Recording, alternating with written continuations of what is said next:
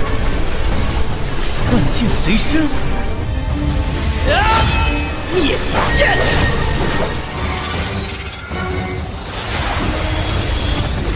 荡来，用我。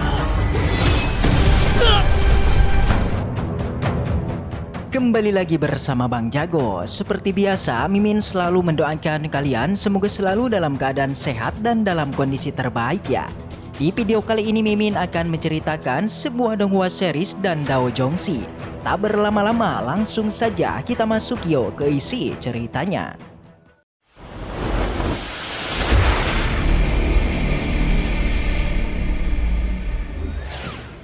Setelah berhasil mengalahkan monster serigala, ternyata masalah yang menimpa kota Linan itu masih belum berakhir. Yakni seperti diketahui kalau Akademi Jiju itu berniat membawa Kimo dan menjadikannya murid mereka. Hal itu dikarenakan kekuatan Kimo yang sudah memahami Dao Bulan yang mampu mengalahkan monster serigala. Diketahui kalau praktisi yang memahami Dao Bulan itu hanya muncul 100 tahun sekali. Jadinya sang tetua Akademi Jiju lantas memerintahkan kepada muridnya untuk membawa Kimo ke Akademi Jiju. Jelas saja si Wujo tidaklah membiarkannya. Yang nampaknya Akademi Jiju ini selain ingin membawa Kimo, mereka juga ingin memisahkan Wujo dan juga istrinya. Bahkan mereka sampai meremehkan Wujo kalau dia tidaklah sebanding dengan Kimo. Alhasil karena sudah diremehkan, membuat Wujo pun tidaklah terima dan kemudian menantang salah satu dari mereka. Dari pertarungan itu membuat mereka pun terkejut karena ternyata si Wujo mampu mengalahkannya. Meskipun begitu, Akademi Jiju tidaklah menyerah. Senior murid Jiju, tepatnya Lotu, lantas merasa kesal karena barusan si Wujo telah berani menindas murid Akademi Jiju hingga meremehkannya.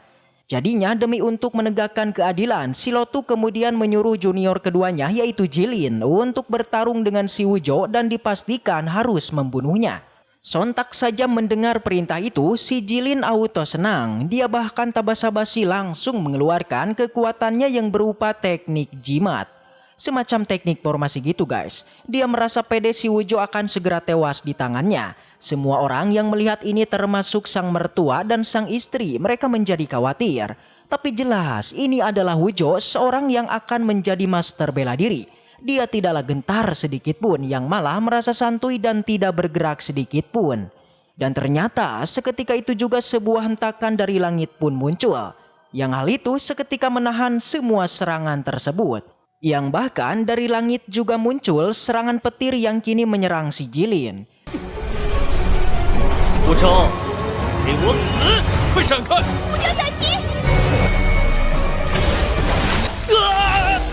Serangan tersebut seperti yang kita duga itu merupakan milik dari bendera tentara. Yang nampaknya kemunculannya ini dipastikan dia ingin melindungi orang-orang sekte Linan dari serangan musuh. Seperti perkataannya, kalau orang luar dilarang menindas para warga di kota Linan. Sontak si Luto kemudian menghormatinya serta menjelaskan semua masalah yang terjadi di tempat ini. Yakni hal itu bersumber dari si Wujo yang sebelumnya telah melakukan tindakan tercela, yaitu melakukan provokasi pada Akademi Jiju serta melukai salah satu murid akademi mereka. Jadinya alasan mereka menyerang si Wujo itu karena mereka ingin membalas dendam. Tentu mendengar ini Patri yakin menyangkalnya. Menurutnya perkataan si Lotu ini mengada-ngada karena bukanlah menantunya yang membuat masalah pertama kali, melainkan dia yang ingin membawa putrinya. Di sana sempat terjadi cekcok antara Patriarkin dengan Silotu yang pada akhirnya Silotu meminta izin kepada bendera militer untuk melakukan balas dendam. Tapi jelas si bendera tidaklah menyetujuinya, yang dengan itu ia mengeluarkan kekuatannya dan menyuruh mereka untuk segera pergi. Sebelum pergi, si Jilin mencoba memprovokasi Wujo. Meskipun Wujo dilindungi oleh bendera militer, tapi mereka berjanji cepat ataupun lambat mereka akan balas dendam. Selain itu si Jilin juga menantang si Wujo jika saja dia punya keberanian, maka si Wujo diminta untuk keluar dari kota Linan dan bertarung dengannya. Sontak mendengar itu si Wujo pun bereaksi, dia tahu kalau perkataan si Jilin barusan itu untuk membuatnya memberikan sebuah tantangan. Yang dengan itu ia pun mewujudkannya kalau hari ini dia tidaklah takut dan siap untuk melakukan pertarungan. Jadinya si Lotus segera meminta izin kepada bendera militer tentang tantangan tersebut. Di sana si Jilin juga meminta kepada bendera militer untuk membatasi kekuatannya agar menyamai si Wuzhou. Segera sang bendera pun menyetujuinya dan bergerak membatasi kekuatan si Jilin. Akhirnya pertarungan pun siap dilakukan. Patriarkin masihlah khawatir kepada si Wuzhou. Dia masih terus mencoba untuk menghentikannya.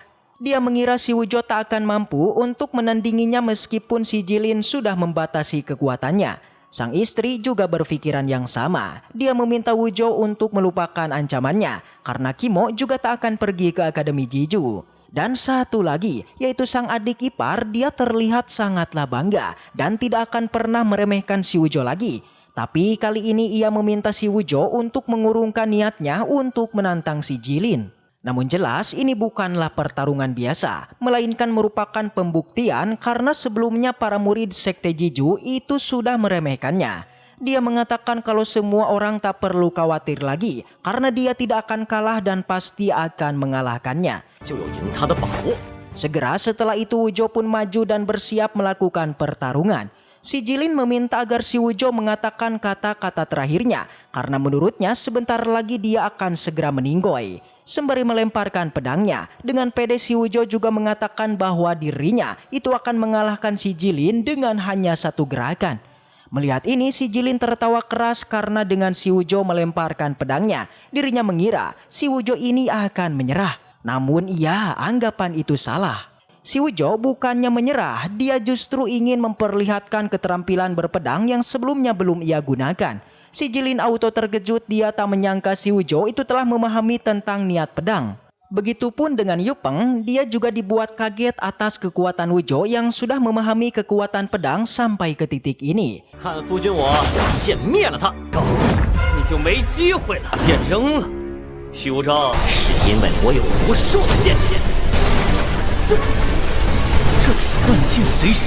Segera di sana Wuzhou memunculkan ratusan pedang yang terbentuk dari energinya. Kemudian dia menyatukan semua pedangnya menjadi satu hingga membentuk pedang raksasa. Yang langsung saja ia pun melancarkan serangan ini yang diberi nama serangan pedang keheningan.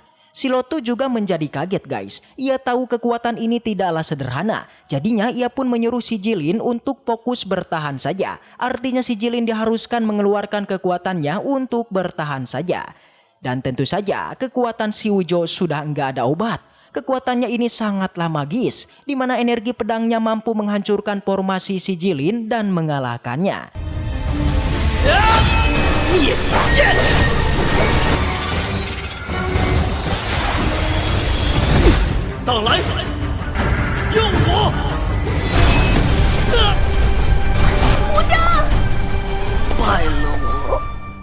Di atas langit, si Lotu tak menyangka kalau kekuatan Wuzhou ternyata mampu mengalahkan dua juniornya.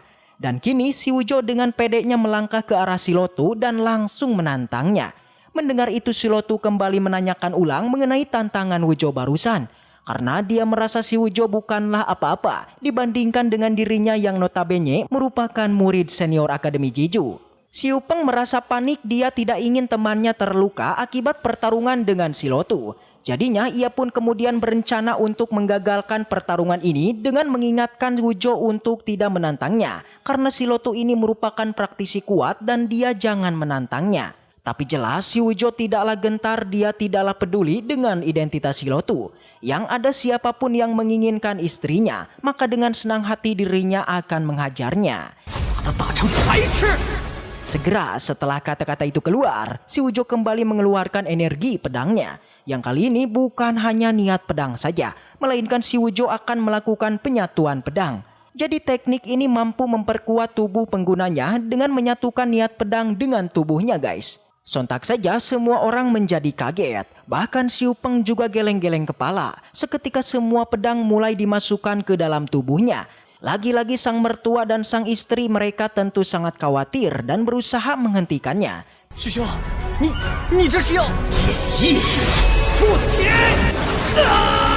Kimo menanyakan apa sebenarnya yang akan dilakukan suaminya. Sang ayah menjelaskan si Wuzhou saat ini akan menggunakan sebuah penyatuan pedang. Namun menurut sang ayah keberhasilan penggunaan teknik ini ternyata sangatlah rendah. Di mana selain memperkuat kekuatannya, teknik ini juga akan menimbulkan serangan balik yang sangat menakutkan hingga mengalami kematian.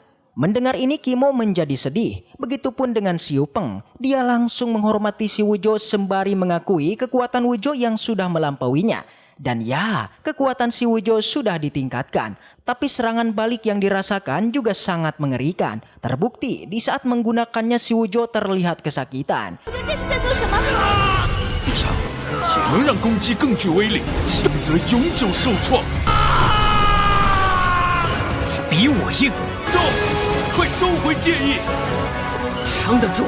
Dia terus berjalan mendekati si Lotu dan menantangnya. Tapi apa yang terjadi? Tiba-tiba sang istri pun muncul. Dia mendatangi Wujo menggunakan teknik dao bulan untuk menghentikannya. Selain itu, dia juga mengatakan kalau setelah ini dialah yang akan mengurusnya. Dan setelah itu, waduh, bersambung. Lalu apakah Kimo akan menantang si Lotu atau dia malah ikut keinginan Akademi Jiju yaitu dengan pergi bersama mereka? Karena ceritanya sudah usai, maka kita tunggu aja di episode selanjutnya. Baiklah, mungkin segitu aja untuk pembahasan kali ini. Semoga kita selalu diberikan kesehatan untuk mengawal donghua ini. Dan sampai jumpa, yo, di video selanjutnya.